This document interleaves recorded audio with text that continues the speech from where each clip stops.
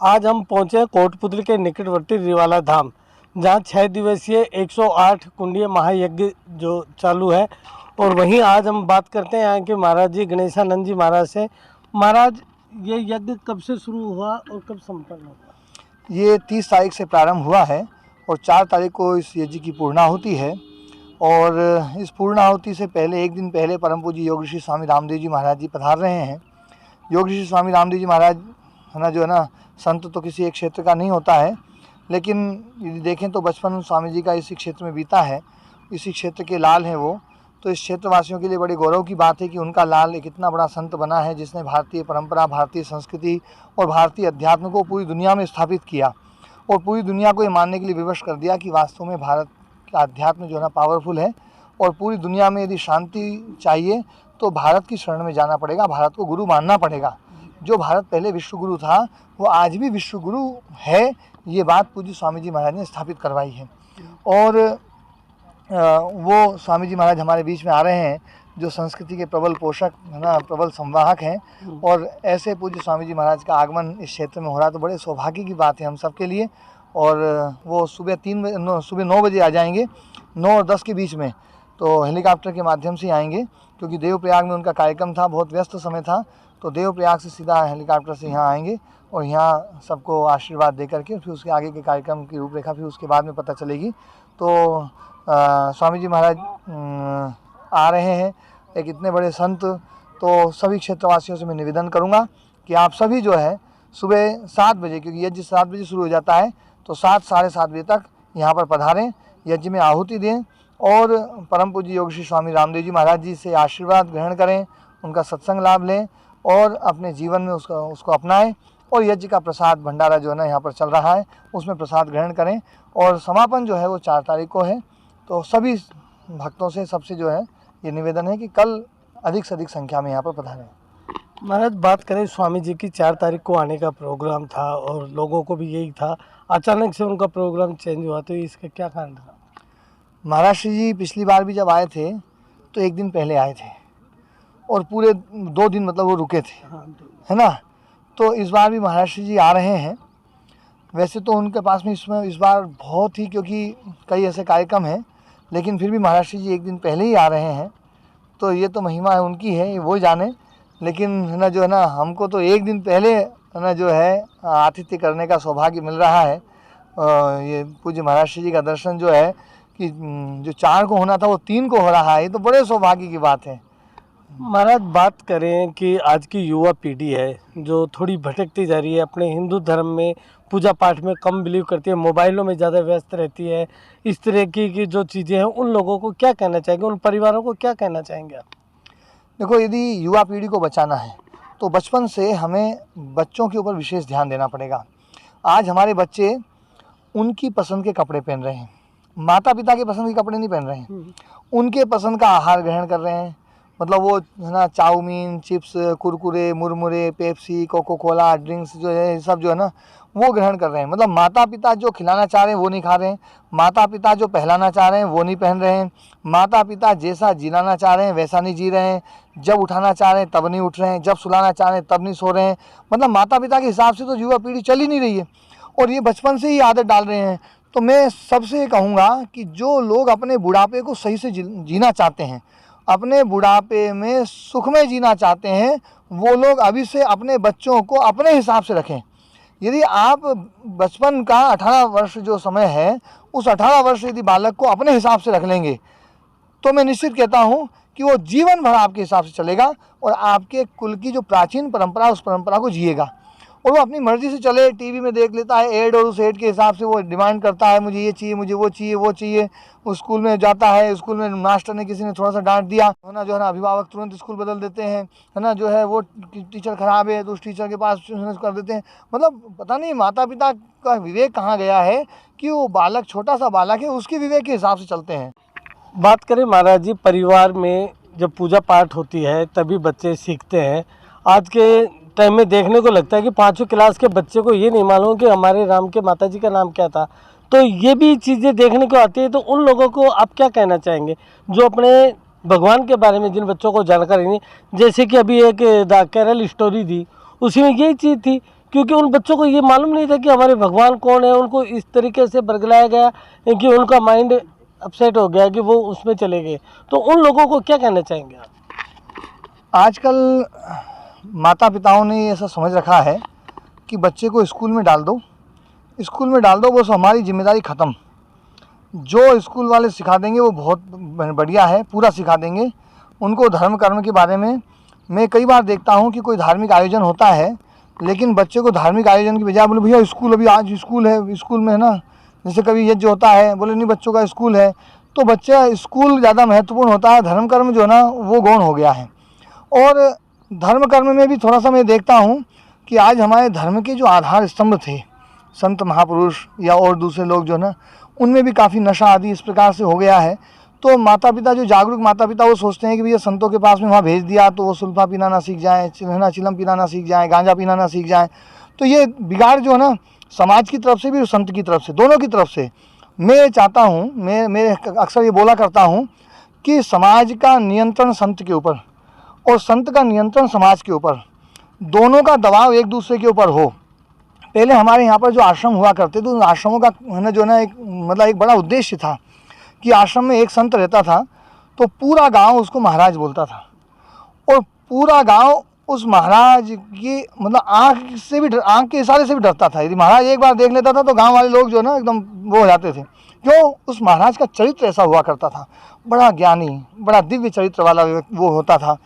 तो उसका है ना जो है ना खौफ जो है ना समाज के ऊपर होता था।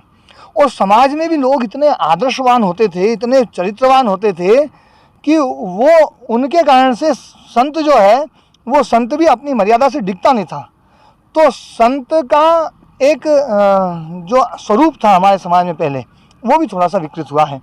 लेकिन मैं ये कहता हूँ कि वो स्थिति बहुत थोड़ी है, बहुत थोड़ी है।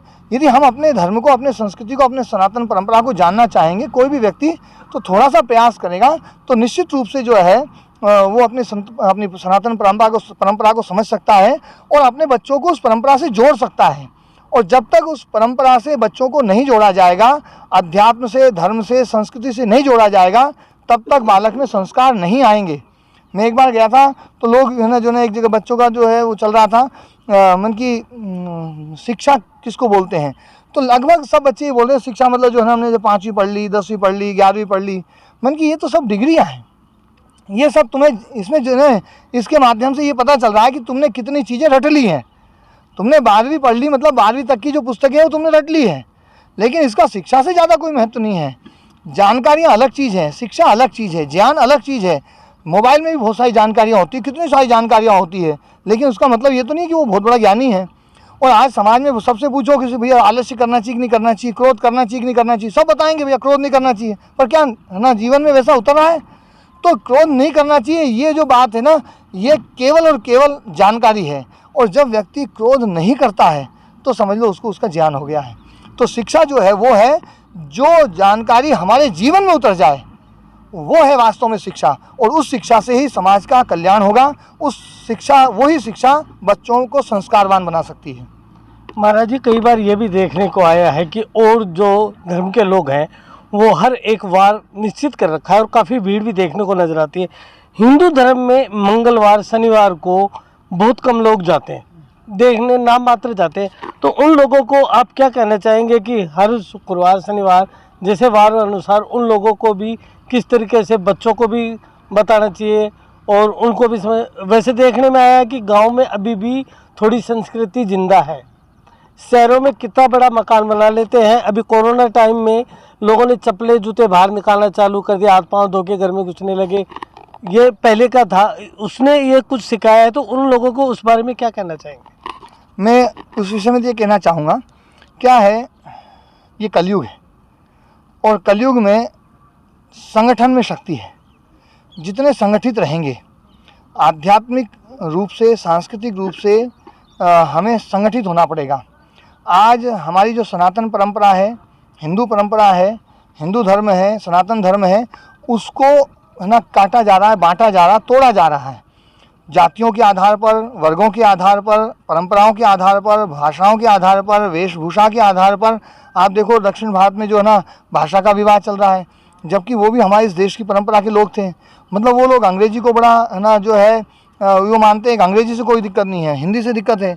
उनको क्यों दिक्कत? क्योंकि उनको बरगलाया गया है।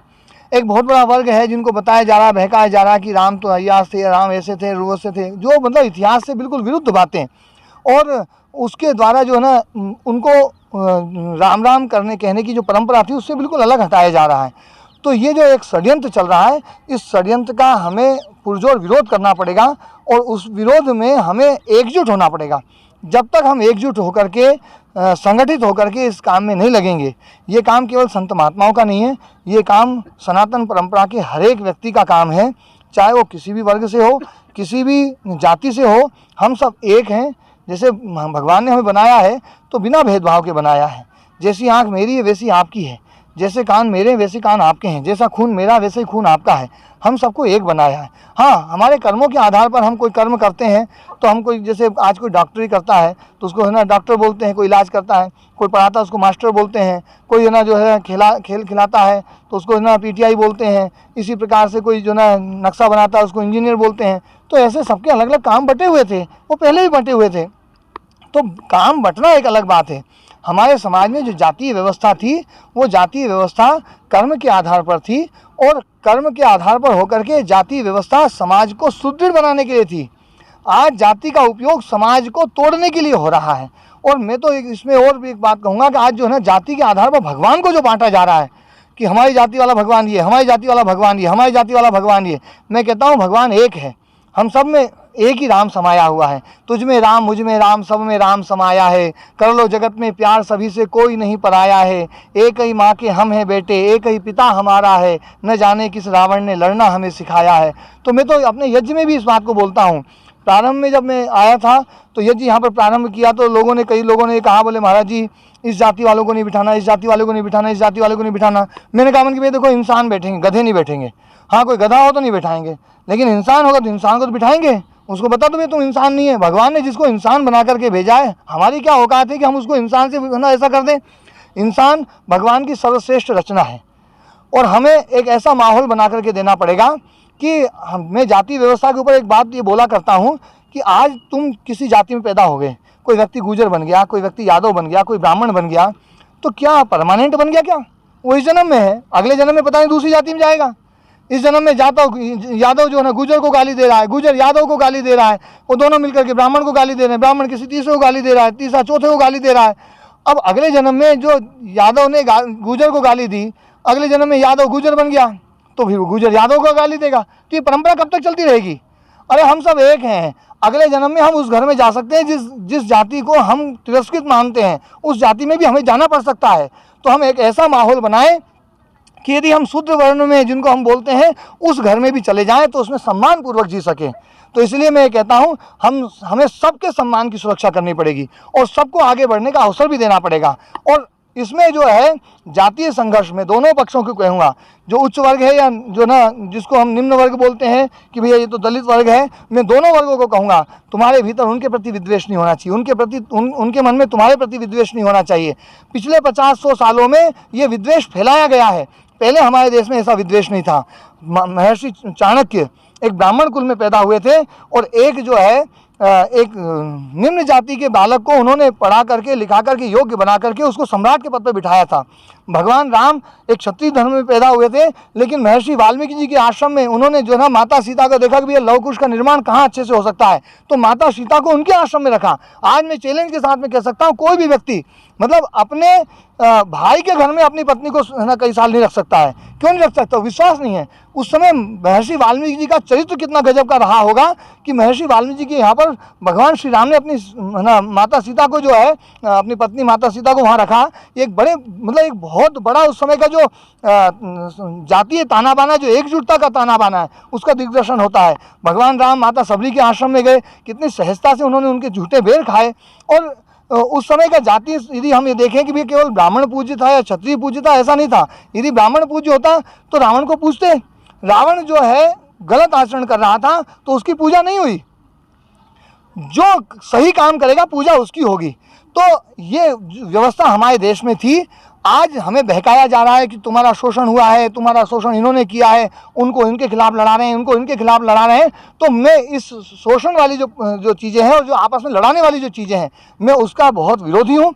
और ये बिल्कुल गलत चीज़ें हैं और हर वर्ग के व्यक्ति को इसको समझना पड़ेगा, तब जाकर के हमारे इसमें समरसता पैदा होगी, हमारा समाज एकजुट होगा और एकजुट होकर के फिर हम जो है ना सनातन परंपरा को फिर से इस समाज में विकसित कर पाएंगे। और यही उन विरोधियों का, जो आपने कहा ना कि वो लोग विरोधी एकजुट हो रहे हैं, यही उन लोगों का एक जवाब है। आप यदि मंगलवार को इकट्ठे नहीं भी हुए, लेकिन यदि आपने जातीय रूप से सनातन परंपरा को इकट्ठा कर दिया, तो किसी की मजाल नहीं जो हमारा बाल विवाह कर सके, चाहे वो पूरे के पूरे इकट्ठे रहें, हर दिन इकट्ठे हों, तो भी कुछ नहीं कर सकते हैं। अरे कमजोरी हमारी है, हम जातीय रूप में बढ़ गए हैं, हमें जातीय रूप से इकट्ठा होना पड़ेगा, सनातन परंपरा को समझना पड़ेगा। और जो बहकाया जा रहा है विदेशी ताकतों के द्वारा, आज चीन इसमें बहुत ज़्यादा जोर शोर से लगा हुआ है कि जो ना दलितों को अलग किया जाए, इसको इससे अलग किया जाए, इसको इससे अलग किया जाए, और उनको बाकायदा फंडिंग हो रही है विदेशों से। उन सब चीज़ों का कुठाराघात हमें करना पड़ेगा, उन सबको उसको तोड़ना पड़ेगा और अपनी सनातन परंपरा को फिर से स्थापित करना पड़ेगा। और उसमें एक एक व्यक्ति को जो है, मैं सबसे कहूँगा, यहाँ जितने भी लोग हैं इन चीज़ों को समझें और इन चीज़ों को समझ करके एक एक व्यक्ति इसमें जो है अपनी भूमिका निश्चित करे कि मैं अपने संकल्प लेता हूँ कि मैं जो है इस जाति व्यवस्था को जो हमारे पूर्वजों ने बनाया था, जो तोड़ने के लिए नहीं थी, जोड़ने के लिए थी। घर में, गांव में एक नाई की बेटी होती थी या किसी दलित की बेटी होती थी, वो भी यदि किसी गांव में जाती थी, ब्याह होता था, तो उस गांव का वो बालक जब आता था तो पूरा गांव उसको बटेऊ बोलता था। क्यों? क्योंकि उसको भी एक परिवार की तरह देखा जाता था, एक पारिवारिक रिश्ते हुआ करते थे। मैं आज भी, मुझे अच्छी तरीके से याद है कि दलित जो भी थे हमारे पिताजी के जो समकक्ष थे, हम उनको चाचा जी बोलते थे, काका जी बोलते थे। क्यों बोलते थे? क्योंकि उनको हम परिवार की दृष्टि से देखते थे। उनको हमारे पिताजी उनको भाई बोलते थे। तो ये एक परिवार था, वो परिवार ही बोलता हूँ कि परिवार को तोड़ो मत, परिवार को जोड़ो। ये गाँव एक परिवार है, हम सब जुड़ कर के रहें, मिल कर के रहें। और इसलिए मैंने यज्ञ में सभी उनको बिठाया है। 36 कौम यहाँ पर बैठी हुई है, सब लोग बड़े प्रेम से, बड़े सहज भाव से, जो ना कोई भेदभाव नहीं होता है, किसी प्रकार का भेदभाव नहीं। ऐसा ये यज्ञ जो ना, और यज्ञ तो हमें ये सिखाता ही है। आज भी मैंने सबको बताया कि यज्ञ जो है, यज्ञ का मतलब क्या है? यज्ञ का मतलब है कि आपको जो मिला है वो आपकी मेहनत से नहीं मिला है, दूसरों ने भी इसमें मेहनत करी है। गेहूं आपने पैदा किया है, लेकिन गेहूं में कितने मिट्टी में कितने जीव जंतु जिन्होंने बेचारों ने मेहनत करी है, तब जाकर के गेहूं पैदा हुआ है, उनका भी योगदान है। आप यज्ञ में उनके लिए भी आहुति दीजिए। में तो पहले एक परंपरा थी।